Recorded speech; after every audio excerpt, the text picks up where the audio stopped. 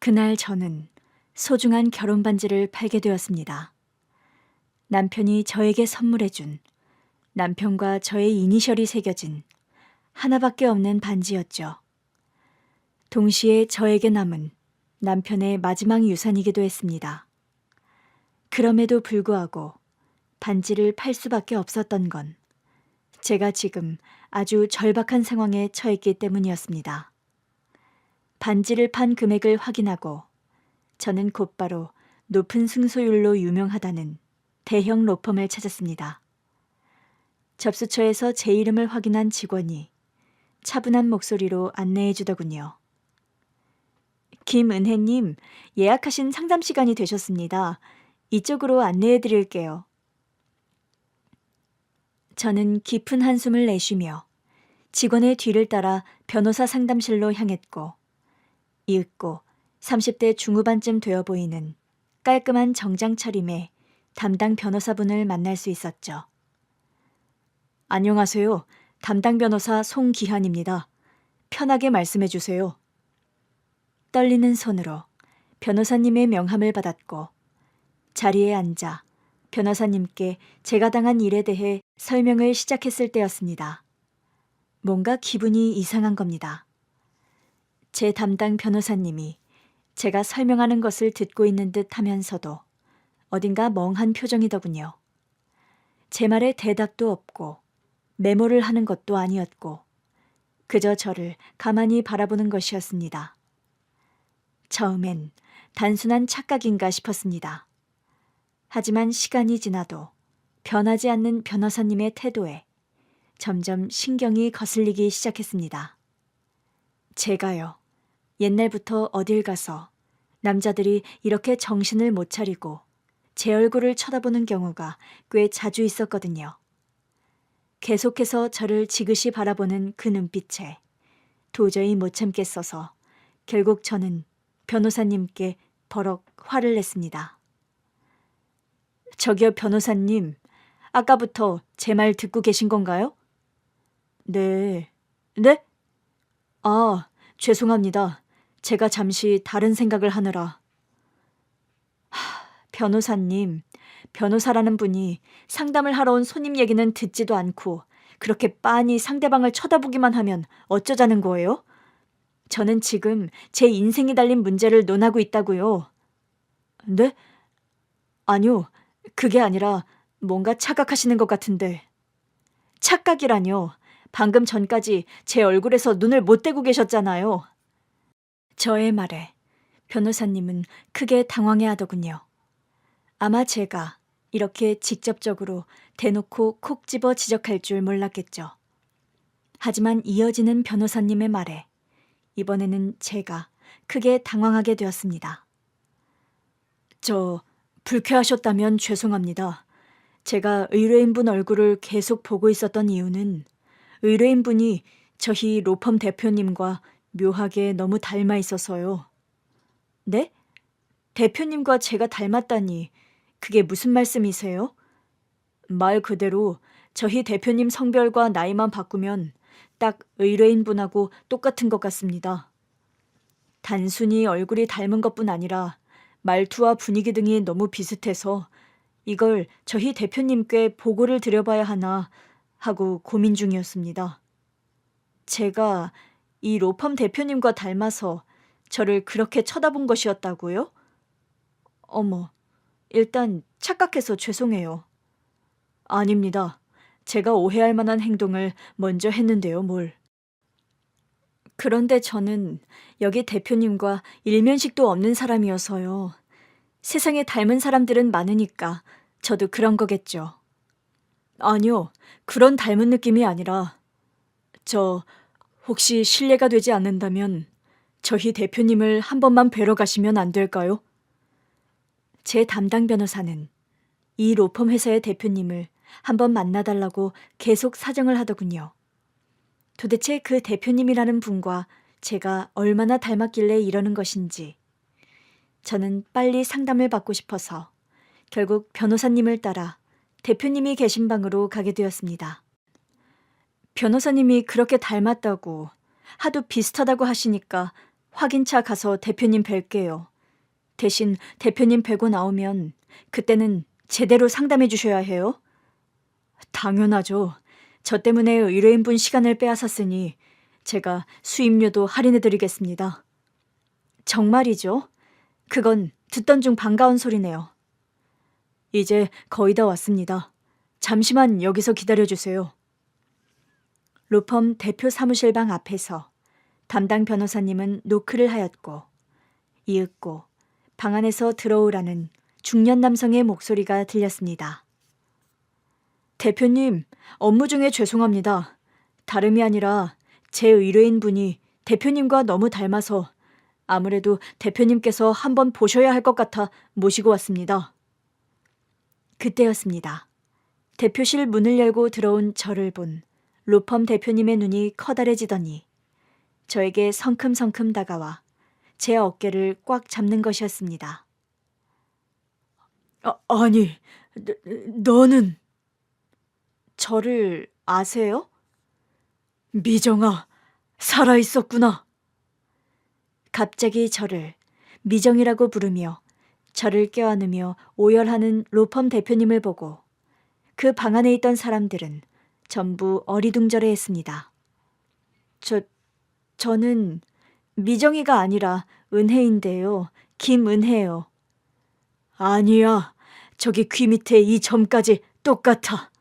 너는 미정이가 맞아. 내 조카 미정이. 대표님의 확신에 찬 말에 저는 혼란스러웠습니다. 순간 머리가 짜릿하며 자그마한 기억이 스쳐 지나갔습니다. 나를 조카라고 부를 사람은 하지만 너무 오랜 세월이 지나 기억이 흐릿해진 상태였죠. 대표님은 눈물을 닦으며 떨리는 목소리로 저를 바라보았습니다.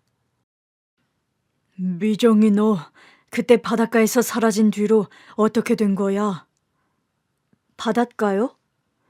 그 순간 제 머릿속에 오래전 기억이 하나둘 떠오르기 시작했습니다. 사실 저는 고아원에서 자랐습니다. 기억은 거의 나지 않지만 아마도 제가 5살이었을 거예요.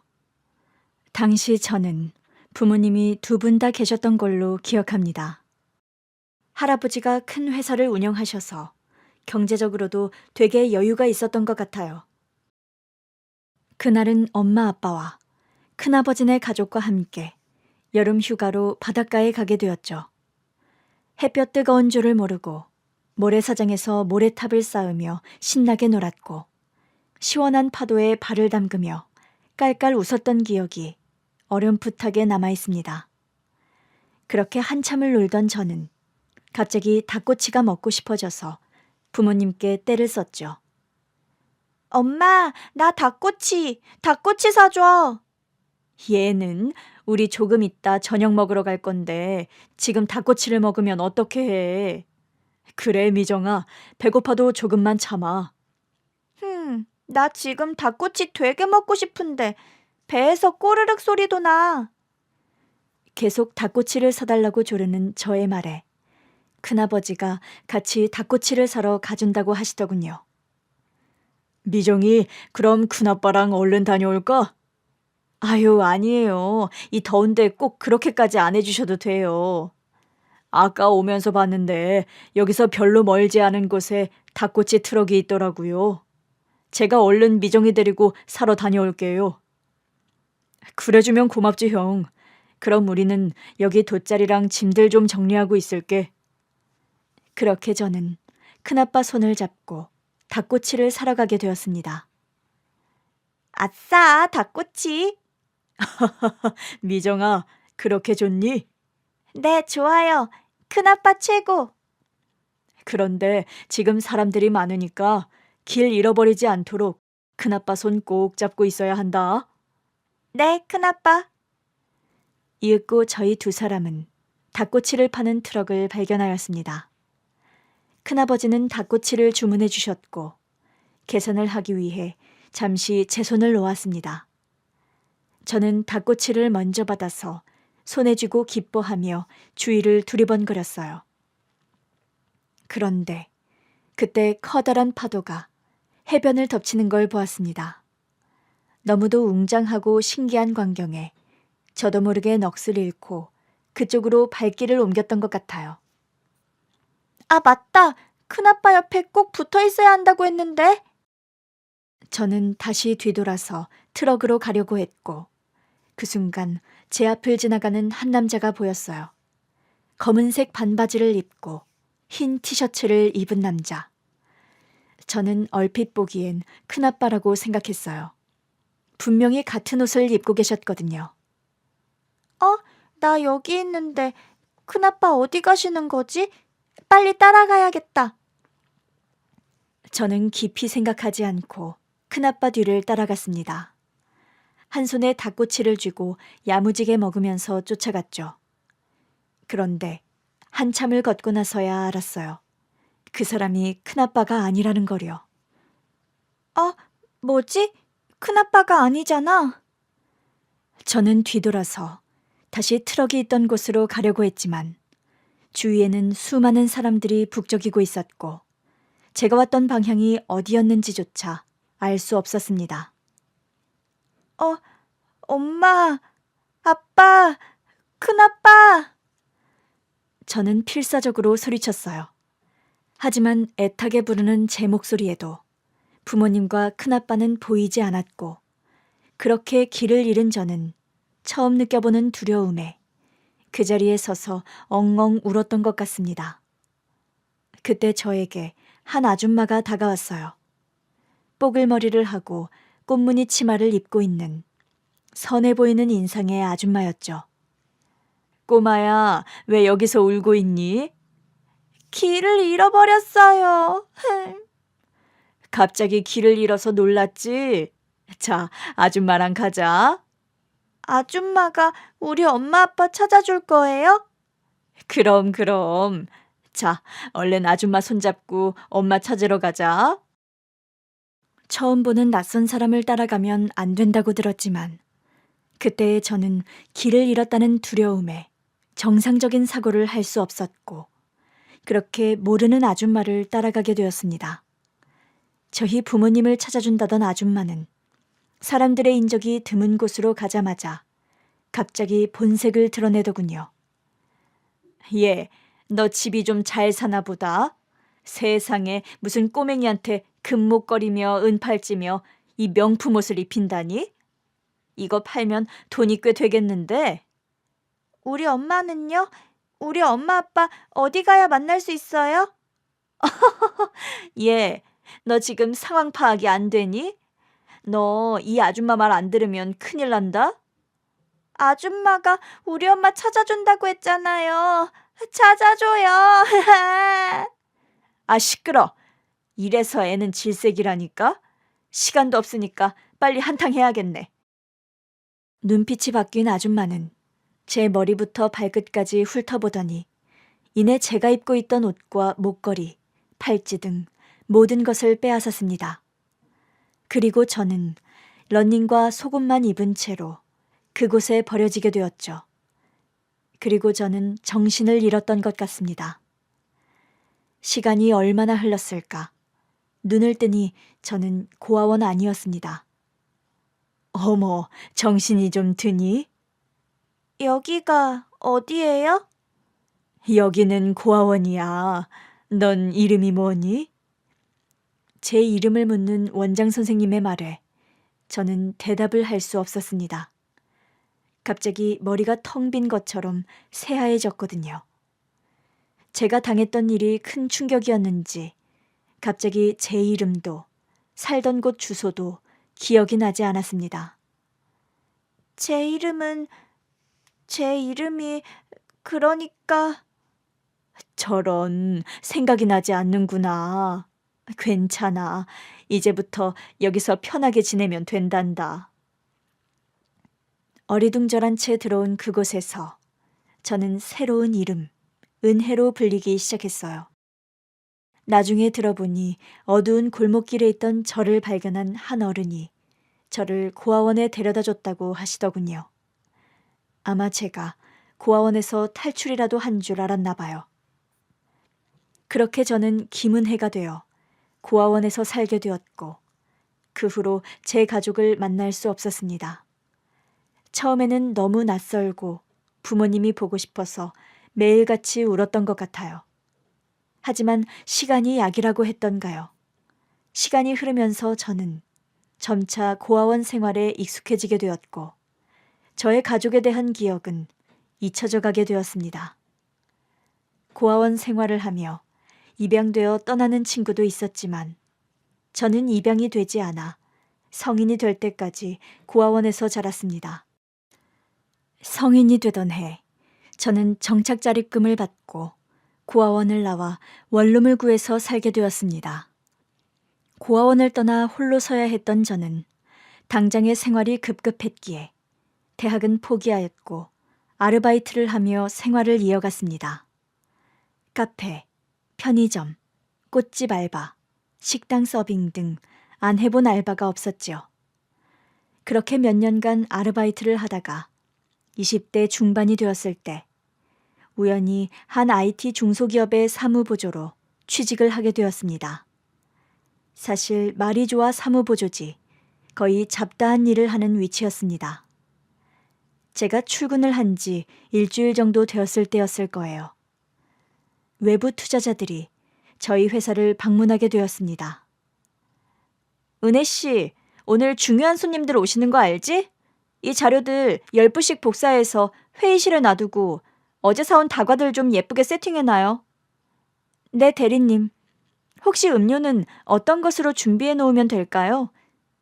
그런 건 나한테 일일이 묻지 말고 은혜 씨가 알아서 판단해서 잘 좀 해놔요. 냉장고에 있는 음료를 꺼내 놓던지 믹스 커피를 타 놓던지 밖에서 다른 거 사오던지 알아서 좀 하라고요. 네? 네. 죄송합니다.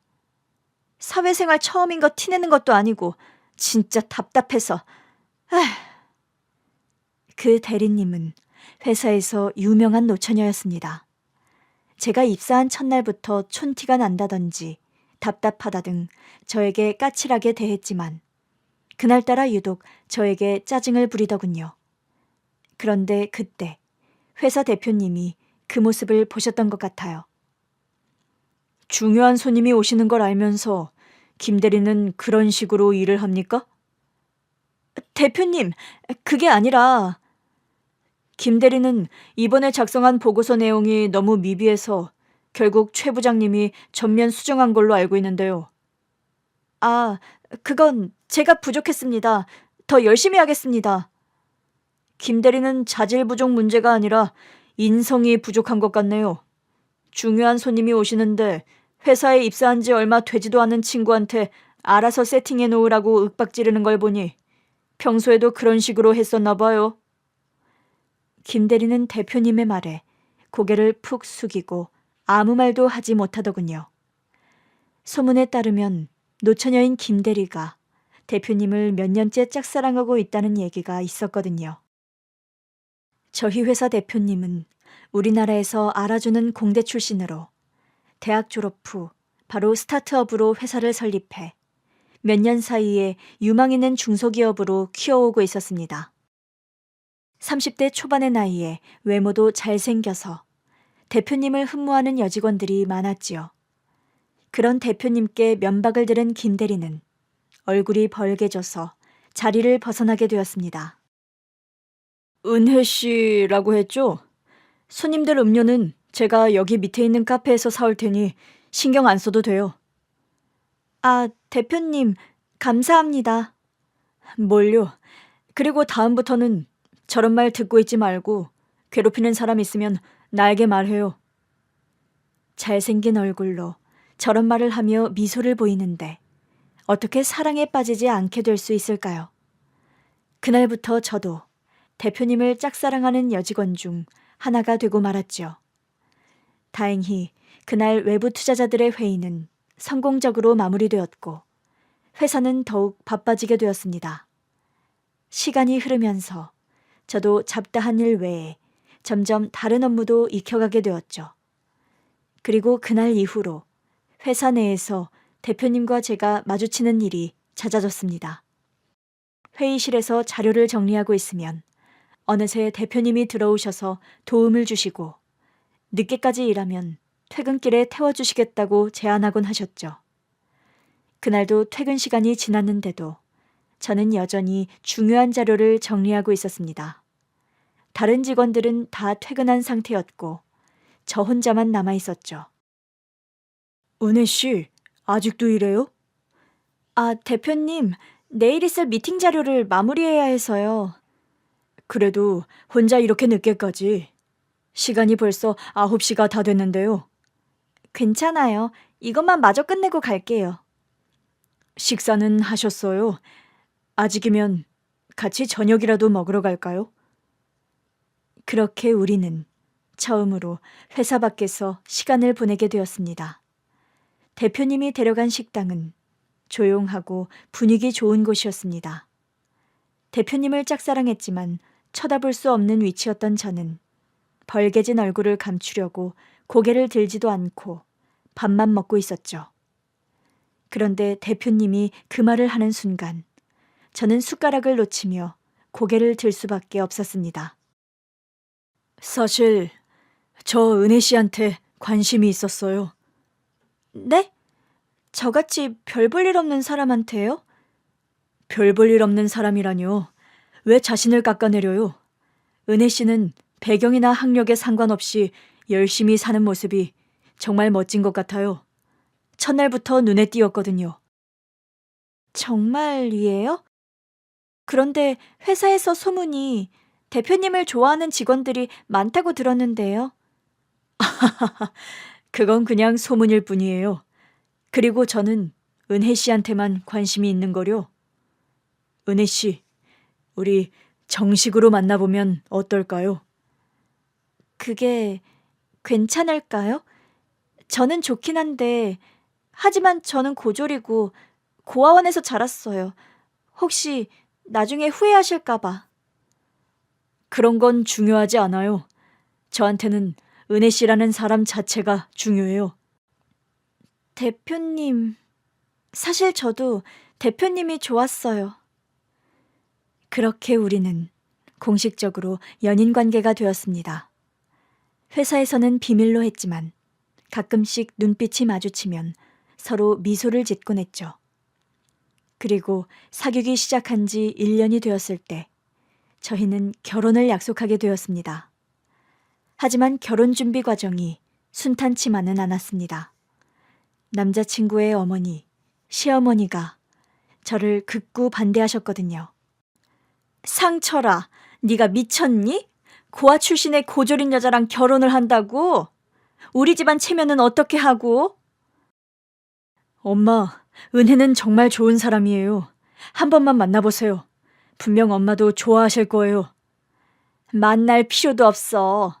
우리 상철이는 명문대 나와서 대기업도 다니다가 자기 회사까지 차린 사람이야. 어떻게 그런 애랑 맞추려고 해? 제가 사랑하는 사람이에요. 만약 엄마가 반대하신다면 전 엄마의 축복 없이라도 은혜와 결혼할 겁니다. 대표님은 결코 뜻을 굽히지 않았고 결국 시어머니는 저를 한번 만나보기로 하셨습니다.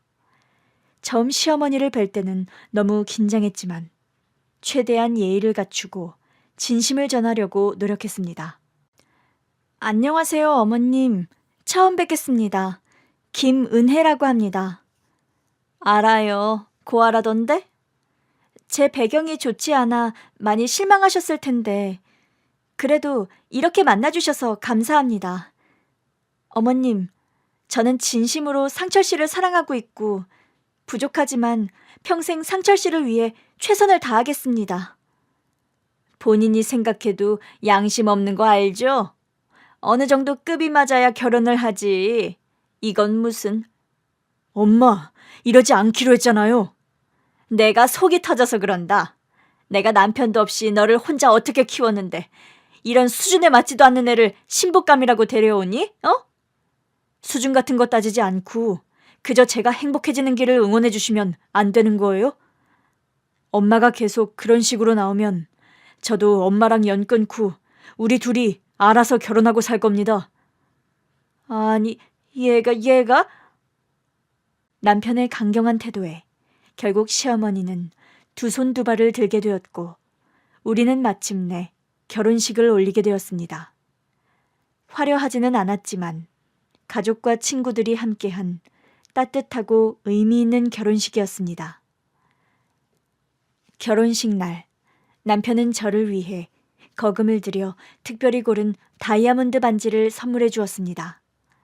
제가 부담스러우니 그냥 18K 금반지면 충분하다고 여러 번 말했음에도 그는 고집을 꺾지 않았습니다. 푸른빛을 띠는 영롱한 반지를 제 손에 끼워주며 남편이 그러더군요. 여보, 나랑 결혼해줘서 고마워. 당신이 내 아내가 되어줘서 정말 기뻐. 여보, 저도 정말 기뻐요. 저 최선을 다할게요. 우리 잘 살아봐요.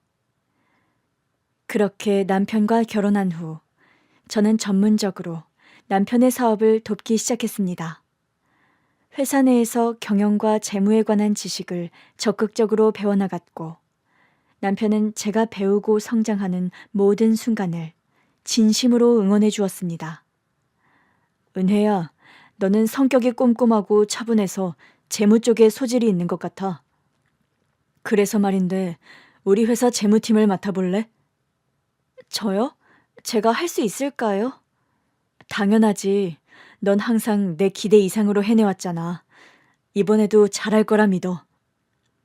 남편의 굳건한 믿음 덕분에 저는 자신감을 갖게 되었고 실제로 회사 재무를 관리하면서 많은 기여를 할 수 있었습니다. 저희는 서로를 존중하고 의지하며 회사도 사랑도 함께 키워나갔습니다. 여보, 오늘 투자사 미팅은 어땠어요? 당신이 도와줘서 준비한 자료가 아주 좋았어. 다들 감탄하더라고. 정말요? 다행이다. 밤새 준비한 보람이 있네요. 내가 이렇게까지 성공할 수 있게 된 건 다 당신 덕분이야. 뭘요? 전 그저 옆에서 도울 뿐이고 당신이 능력이 있으니까 회사가 성장하는 거죠. 아니야. 나 혼자서는 절대 할 수 없었을 거야. 우리는 가족이자 팀이야. 앞으로도 이렇게 서로 도와서 성공해내자고. 그렇게 우리의 사랑은 날이 갈수록 더욱 깊어졌고 회사는 눈부신 성장을 이루어 수백억 원의 가치를 지닌 중견기업으로 자리매김할 수 있었습니다. 매일 아침 남편과 함께 출근하며 새로운 하루를 시작하는 순간이 제 인생에서 가장 행복한 시간이었죠. 회사에서도 저희 부부의 호흡이 척척 맞는 모습을 보던 직원들은 감탄하면서도 부러움의 시선을 감추지 못했습니다. 특히 제가 처음 회사에 들어왔을 때 학력과 배경을 이유로 저를 무시했던 김대리의 태도 변화가 인상적이었습니다. 이사님. 무슨 일이시죠, 김대리? 다른 게 아니라 저번 회의 시간에 말씀하셨던 이 내용이 잘 이해가 안 가서요. 김대리의 갑작스러운 찾아옴이 저는 의아했습니다. 예전에는 저를 무시하던 사람이 이제는 공손하게 제 의견을 구하고 있었으니까요. 김대리는 손에 들고 있던 서류를 내밀며 머쓱한 듯 웃었습니다. 서류를 자세히 보니 제가 지난 회의에서 발표했던 신규 해외 진출 전략과 비용에 대한 보고서였습니다. 재무 모델과 리스크 비용 분석이 포함된 내용이었죠. 어떤 부분이 이해가 안 되시나요? 사실 이사님의 분석 방식이 너무 체계적이고 깊이가 있어서 제가 따라가기 어려웠어요. 특히 환율 변동 리스크에 대한 이 부분이요. 저는 김대리의 눈에서 진심 어린 관심을 발견했습니다. 한때 저를 무시했던 사람이 이제는 제 전문성을 인정하고 배우려는 자세를 보이고 있더군요. 괜찮아요, 김대리. 이 부분은 복잡할 수 있어요. 제가 차근차근 설명해 드릴게요. 저는 약 20분 동안 김대리에게 설명을 하였고 김대리는 진지하게 메모를 하며 귀를 기울이더군요. 정말 감사합니다, 이사님. 덕분에 많이 배웠어요. 솔직히 말씀드리면 처음에 이사님이 오셨을 때 제가 많이 못되게 굴었는데 이렇게 친절하게 가르쳐 주셔서 죄송하고 또 감사합니다. 김대리의 솔직한 고백에 저는 잠시 놀랐지만 곧 미소를 지었습니다. 과거는 신경 쓰지 마세요. 우리 모두 함께 성장하는 게 중요한 거잖아요. 그 후로 김대리는 저의 가장 신뢰할 수 있는 팀원 중 한 명이 되었습니다. 그는 제 업무 방식을 열심히 배우려 했고 저 역시 그의 성장을 돕기 위해 노력했죠. 회사 내에서도 저는 단순히 대표의 아내가 아닌 실력을 갖춘 이사로서 인정받게 되었습니다. 이렇게 저는 고아원 출신이라는 아픈 배경과 고졸이라는 학력에도 불구하고 진정으로 저를 사랑해주는 사람을 만나 매일이 감사함으로 가득한 나날을 보낼 수 있었습니다. 하지만 평생 변하지 않을 줄 알았던 그 행복은 어느 날 갑자기 산산조각 나고 말았습니다. 남편이 출장을 가던 중 교통사고를 당해 세상을 떠나게 된 것입니다. 그날은 평소와 다름없는 아침이었습니다. 남편은 중요한 해외 바이어와의 미팅을 위해 서둘러 집을 나섰고 저는 평소처럼 조심히 다녀오라고 인사했습니다. 그것이 남편과 나눈 마지막 대화가 될 줄은 상상조차 하지 못했죠. 그날 저는 간단하게 집안일을 해놓고 출근하여 미팅 관련 보고서를 검토하고 있었는데 모르는 번호로 전화가 걸려오더군요. 여보세요? 박상철 분 보호자 되십니까? 네, 제가 아내인데요. 혹시 누구세요? 지금 한빛병원으로 빨리 와주셔야겠습니다. 남편분이 교통사고를 당해서 의식이 없습니다. 그 말을 듣는 순간 핸드폰을 떨어뜨리고 말았습니다. 온몸이 벌벌 떨리고 순식간에 두려움으로 가득 차게 되더군요. 어떻게 겨우 정신을 부여잡고 급하게 택시를 타고 병원으로 달려갔을 때 남편은 이미 이 세상 사람이 아니었습니다. 여보, 정신 좀 차려봐, 응? 의사 선생님, 저희 남편 좀 살려주세요. 제발요, 제발. 저의 울부짖는 절규에도 의사는 말없이 고개만 숙이더군요. 남편이 해외 바이어와 미팅을 마치고 돌아오는 길에 졸음운전을 하던 트럭 차량과 크게 부딪혀 차가 한 바퀴 돌았다고 했습니다. 남편은 안전벨트를 매고 있었지만 워낙 충격이 심해 병원으로 이송되자마자 생명이 다했다고 하더군요. 그리고 소식을 듣고 병원으로 온 시어머니가 저를 발견하고 다가왔습니다. 아니지, 우리 상철이 어딨어? 어머님, 빨리 말해 이년아, 우리 아들 어딨냐고? 시어머니는 욕을 퍼부으며 저의 어깨를 잡고 흔들었고 저는 뭐라고 말을 할 수가 없어 흐느낄 수밖에 없었습니다. 이윽고 남편의 시신을 마주한 시모는 절규했습니다. 아이고, 아이고, 우리 아들. 내가 남편도 없이 너를 어떻게 키웠는데. 나를 두고 이렇게 빨리 가버리니. 장례식은 고통스러운 시간이었습니다. 모든 게 꿈만 같았고 시어머니의 통곡 소리가 장례식장을 가득 메웠습니다. 저는 믿기지 않는 현실에 그저 멍하니 서 있었을 뿐이었죠. 나에게 처음으로 진심 어린 손을 내밀어준 사람. 내 조건도 환경도 따지지 않고 온전히 나라는 사람을 봐줬던 사람. 내 잠재력을 이끌어내주고 나를 성장시켜준 사람. 평생을 함께하자고 약속했던 남편이 이제 내 곁에 없다는 사실이 너무나도 괴로웠습니다. 사는 게 아무 의미도 보람도 없는 것만 같았습니다. 그렇게 장례를 끝나고 일주일이 지났을까. 남편과의 추억을 생각하며 남편의 짐을 정리하고 있을 때 시어머니가 갑자기 저희 집으로 찾아왔습니다. 시어머니의 얼굴에는 장례식장에서 봤던 눈물은 씻은 듯이 사라지고 그 자리엔 차가운 결의가 담겨 있었습니다. 말투는 다정한 것 같았지만 그 속엔 칼날이 숨어 있었죠. 예, 은혜야. 밥은 먹었니? 오셨어요, 어머님. 저 아직이요. 별로 입맛이 없어서요. 그래, 그건 그렇고 우리 상철이 회사 문제는 어떻게 할 거니? 아, 제가 아직 정신을 못 차려서 회사는 잠시 부사장님이 대행하고 계세요. 그 말을 들은 시어머니가 차갑게 웃으면서 본색을 드러내기 시작했습니다. 그리고 이어지는 시어머니의 말에 저는 제 귀를 의심할 수밖에 없었습니다. 아직도 네가 이렇게 정신을 못 차리니? 이제 우리가 얘기할 때가 되었지 않니? 상철이가 없으니 당연히 그 회사는 내가 물려받아야지. 내가 아들을 키운 엄마니까. 네? 어머니, 그게 무슨 말씀이세요? 저도 그 회사의 임원이고 남편과 함께 일궈온 회사잖아요. 법적으로도 배우자인 제가. 법? 무슨 법? 네가 뭔데 우리 아들의 회사를 가져가려고 해? 고작 몇 년 결혼했다고? 그리고 넌 뭐 했어? 그저 상철이 옆에서 잡다한 일 조금 도와준 것뿐이지. 어머니, 제가 상철 씨와 결혼한 지 비록 몇 년 되지는 않았지만 그동안 저 열심히 했어요.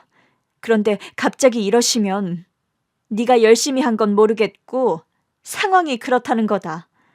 너희가 결혼한 지 10년은커녕 5년도 안 됐잖아? 그 정도면 법정에서도 재산분할 인정은 안 해줄 게다. 고로 우리 아들 회사는 내가 가져가는 게 맞는 것 아니니? 시어머니의 말은 칼날 같았습니다. 마치 오래전부터 준비했던 말처럼 매섭게 저를 몰아붙이셨죠.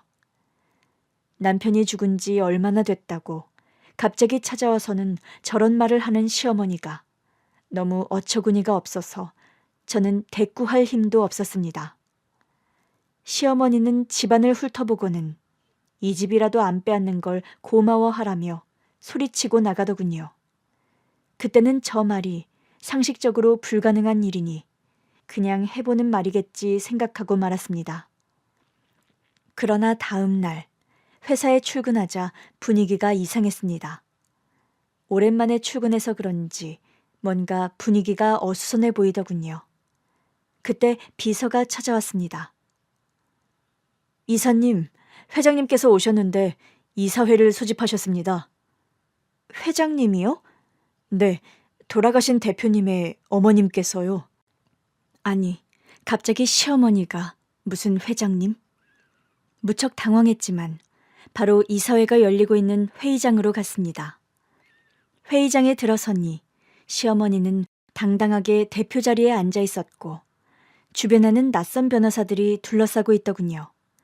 말뿐인 줄 알았던 시모의 욕심은 진심이었던 겁니다.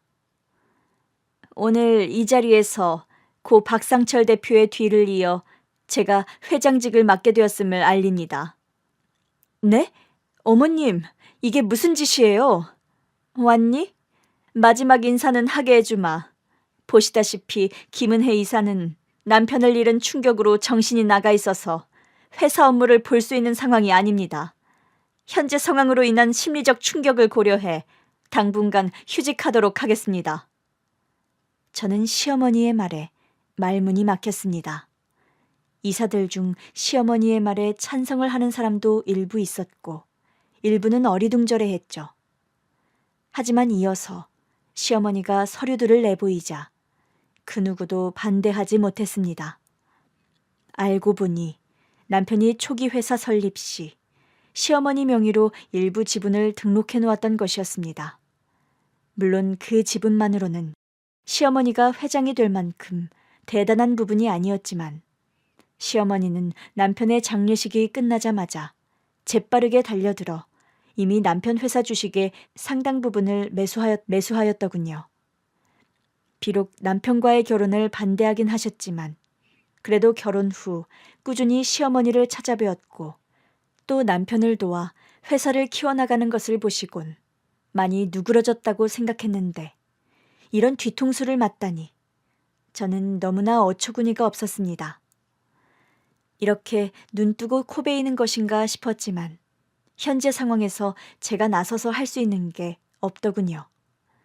남편의 회사를 빼앗기 위해 철저하게 준비를 한 시모 앞에서 아무런 준비가 되어 있지 않은 저는 일단 집으로 돌아올 수밖에 없었습니다. 집에 돌아와 혼란스러운 마음에 남편의 서재를 뒤지던 중이었습니다. 남편의 서랍 안에 처음 보는 작은 금고가 있더군요. 금고는 자물쇠로 잠겨 있었는데 비밀번호는 금방 풀 수 있었습니다. 남편과 제가 처음 사귀기로 한 날짜였던 겁니다. 금고를 열어보니 그 안에 회사 관련 중요 서류들이 있더군요. 그런데 그 중에 남편이 저에게 회사의 상당한 지분을 증여한다는 문서를 발견했습니다. 여보, 당신은 언젠가 이런 상황이 있을 줄 예상이라도 했던 거야? 나 정신 똑바로 차릴게. 그래서 꼭 당신 회사, 아니 우리 회사를 되찾을 거야. 남편이 저에게 남겨준 증여 문서가 분명히 이 싸움의 큰 열쇠가 되긴 할 거지만 이것만으로는 시어머니의 공격을 막기에 역부족이었습니다. 다음 날 회사에 들어가려 했지만 제 출입카드가 작동하지 않았고 경비원은 면목 없다는 표정으로 시어머니의 지시라며 저를 회사에 출입하지 못하게 하더군요. 그래서 저는 무거운 결심을 했습니다. 저의 4번째 손가락에서 빛나고 있는 결혼 반지를 바라보며 남편의 마지막 선물이자 우리 사랑의 증표였던 이 반지를 포기할 수밖에 없다는 생각이 들었습니다. 여보, 미안해요. 하지만 당신과 내가 함께 일궈온 회사를 지키기 위해서예요. 그렇게 저는 보석 감정을 전문적으로 하는 곳에 찾아가 결혼 반지를 팔게 되었고 반지를 판 돈을 가지고 국내 최고의 대형 로펌인 정의 법률사무소를 찾아가게 되었죠. 그리고 그곳에서 예상치도 못했던 큰아버지를 만나게 된 것이었습니다. 대표실 문이 열리는 순간 모든 것이 영화처럼 느려지는 듯 했습니다. 담당 변호사님과 함께 들어선 저를 보자마자 대표님의 표정이 놀라움에서 충격으로 그리고 믿을 수 없다는 표정으로 변했습니다. 그리고 갑자기 의자에서 벌떡 일어나 저에게 다가오셨죠. 미정아, 살아있었구나. 나랑 너희 부모님이 얼마나 널 찾았는지. 대표님은 서랍에서 낡은 가족사진 한 장을 꺼내 보여주셨습니다. 그곳에는 어린 제가 부모님과 함께 있었고 옆에는 지금 제 앞에 서 계신 대표님도 있었습니다. 가족여행 사진이었죠. 그 사진을 보자 희미했던 어린 시절 기억이 뚜렷해지면서 길을 잃고 강도를 당한 일과 그로 인해 잊고 있었던 제 이름이 생각났습니다. 아, 기억이 나요. 저는 그때 5살이었고 미정이라고 불렸었어요. 맞다, 미정아. 내가 그날 널 잃어버리지만 않았어도 나 때문에 네가... 아니에요, 큰아빠. 그건 큰아빠 잘못이 아닌거려. 제가 먼저 한눈을 팔았고 그리고 못된 어른을 만나서 그렇게 되었던 거예요. 그날 이후로 가족 모두가 네 생각으로 가슴이 찢어졌단다. 특히 네 엄마는 몇 년 동안 우울증에 시달렸어. 내가 조카를 잃어버린 삼촌이라고 모두가 나를 원망했지. 저는 힘이 빠져 무릎이 꺾이는 듯한 느낌으로 의자에 앉았습니다. 모든 기억이 물밀듯이 밀려왔습니다. 부모님과 큰아빠와 함께 해변으로 놀러 갔던 일, 꽃무늬 치마를 입은 나쁜 아줌마, 그리고 빼앗긴 목걸이와 옷, 그리고 깨어났을 때는 이미 고아원이었던 일들까지. 큰아빠, 그럼 저희 부모님은 지금... 이런 말을 전하게 되어 미안하다.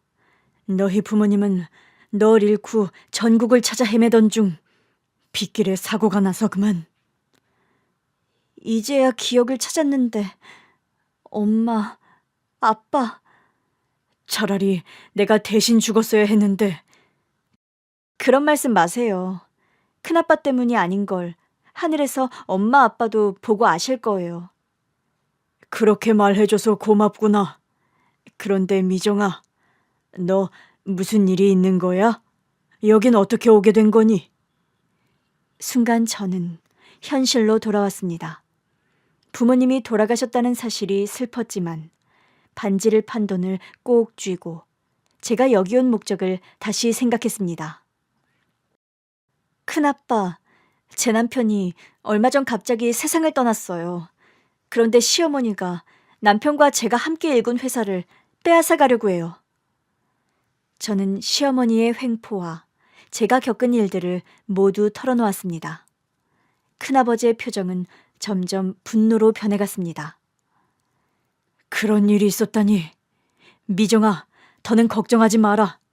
오래전에 널 지키지 못했지만 이번에는 널 지킬 거다. 큰아빠, 저 두 분의 재회 중에 죄송합니다만 대표님, 김은혜 의뢰인, 아니 조카분의 케이스를 제가 맡아서 지금 바로 작업 시작하면 될까요?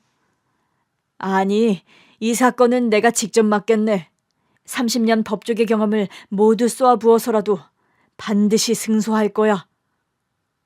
큰아버지의 단호한 목소리에 저는 처음으로 희망이 보이는 것 같았습니다. 송 변호사, 지금 당장 박상철 사장 관련 모든 자료를 수집해 오게. 주주명부, 등기부 등본, 지분 변동 내역 모두 다. 그리고 그 시어머니의 자료도 전부 조사하게. 네, 대표님. 당장 시작하겠습니다. 미정아, 내 결혼 반지도 회사도 모든 권리를 되찾아 줄 테니 너무 걱정하지 말거라. 큰아빠, 감사합니다. 다음 날 아침, 큰아버지는 정장을 차려입고 저를 데리고 납골당으로 향했습니다. 차 안에서 우리는 많은 이야기를 나눴습니다. 저는 고아원 생활과 남편을 만나게 된 과정, 그리고 행복했던 결혼 생활에 대해 이야기했고, 큰아버지는 제가 사라진 후 가족들이 겪었던 슬픔에 대해 말해주셨습니다. 납골당에 도착하자 가슴이 철렁 내려앉는 느낌이 들었습니다. 이제야 찾은 부모님인데 이미 이 세상 사람이 아니라는 사실이 너무 가슴 아팠습니다. 여기야, 미정아. 큰아버지는 깨끗하게 관리된 납골함 앞으로 저를 안내했습니다. 김준호, 이수연 부부라고 적힌 명패가 달려 있었습니다. 아빠, 엄마, 저도 모르게 눈물이 흘러내렸습니다. 뒤늦게 찾은 부모님인데 이렇게 차갑게 식은 납골함으로만 만나게 되다니 목이 메어 더 이상 말이 나오지 않았습니다. 준호와 수연이는 네가 없어진 후로 매일 너를 찾아다녔단다. 특히 수연이는 몇 년간 심한 우울증을 앓았어. 그러다가 10년쯤 지났을 때 비 오는 날 자동차 사고로 그날도 너를 찾으러 가던 길이었어. 죄송해요. 제가 그날 닭꼬치만 안 먹겠다고 했어도. 아니야, 미정아. 그건 네 잘못이 아니야. 그리고 부모님이 떠난 건 슬픈 일이지만 이젠 네가 돌아왔잖니.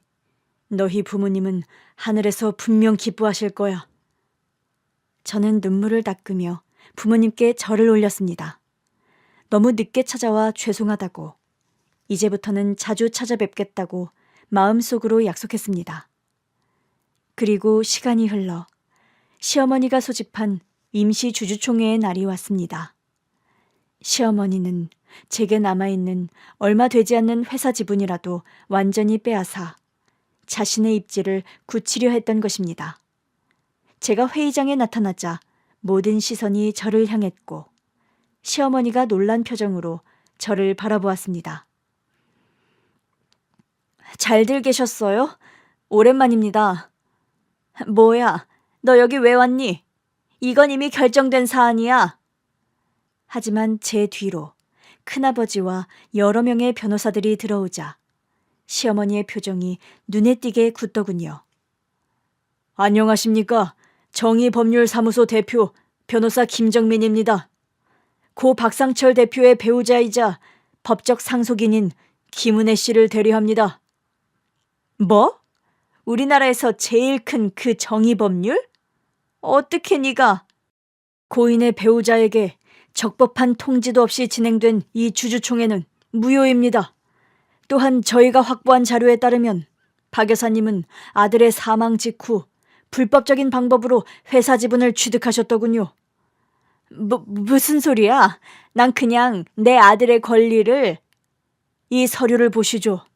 고인이 생전에 아내에게 공증한 지분증여 계약서입니다. 그리고 이건 박 여사님이 이사들을 협박하여 의결권을 행사하도록 강요한 녹음 파일입니다. 회의장이 술렁였습니다.